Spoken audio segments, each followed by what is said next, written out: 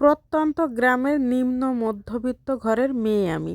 জীবনে যত কিছু পেয়েছি বা পাচ্ছি, এতটুকু যে আমি পাবো, আমি কিংবা আমার পরিবার কোনো দিন কেউ বুঝতে পারি। সৃষ্টিকর্তা কার ভাগ্যে কি লিখে রেখেছেন কেউ কি আমরা বলতে পারি? বলেন, বুঝতে পারি? হ্যালো এভরিওয়ান, শুরু করছি একটা নতুন ভিডিও। আশা করি ভিডিওটি সবার অনেক বেশি ভালো লাগবে। যদি ভালো লাগে তাহলে অবশ্যই একটা লাইক, কমেন্ট, শেয়ার দিয়ে পাশে থাকবেন। আর পুরো ভিডিওটা জুড়ে আছি আমি লিপি। শাড়িটা কেনার পর একদমই পছন্দ হয়নি, কিন্তু পরার পরে কিন্তু বেশ ভালোই লাগছিল। আমার কাছে তো ভালো লাগছিল, কার কাছে কেমন লাগছিল জানি না। তাই শাড়িটা পরে আমি একটু ভিডিও করে নিলাম আর আপনাদের সঙ্গে ভিডিওটা শেয়ার করলাম।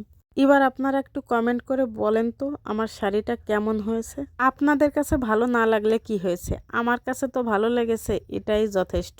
মাঝে মাঝে শাড়ি পরে এভাবে ভিডিও করতে কিন্তু আমার বেশ ভালোই লাগে। আপনাদের ভালো না লাগলে আমার কিছু করার নেই। নিজের ভালো লাগাকে সব সময় একটু প্রায়োরিটি দিতে হয়।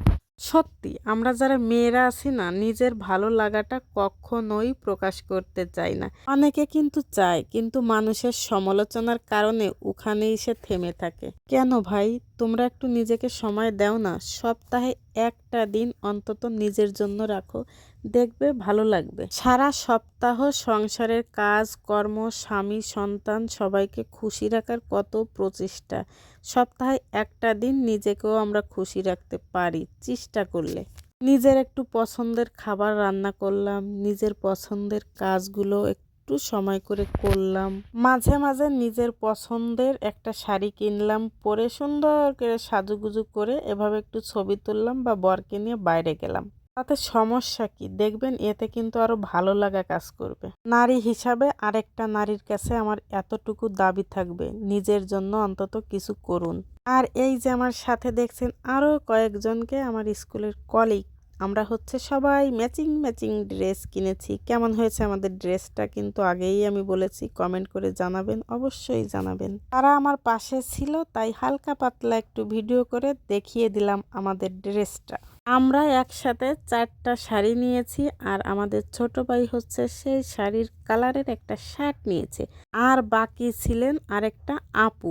আপু হচ্ছে বোরকা পরেন, তো আমাদের শাড়ির সাথে ম্যাচ করে আপু একটা বোরকা বানিয়ে ফেলেছেন। বেশ ভালোই লেগেছিল কিন্তু। তবে একসাথে কেনার কিন্তু অনেক রকম ঝামেলাও আছে, যা সত্য সেটা আমি প্রকাশ করলাম।